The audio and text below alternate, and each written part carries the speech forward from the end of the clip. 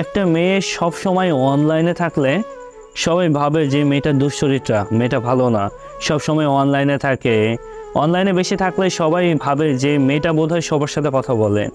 আসলে ভাই, তোমাদের দৃষ্টিশক্তিতে সমস্যা। একটা মেয়ে কারোর সাথে কম কথা বললে কিংবা কারোর সাথে কম মিশলে সবাই ভেবে নাও যে মেয়েটা হিংসুটে।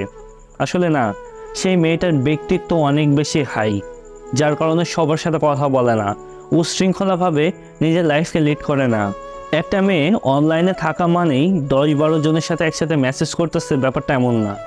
কিছু কিছু মেয়ে অকারণে অনলাইনে থাকে, রিলস দেখে, টিকটক দেখে, ইউটিউব দেখে।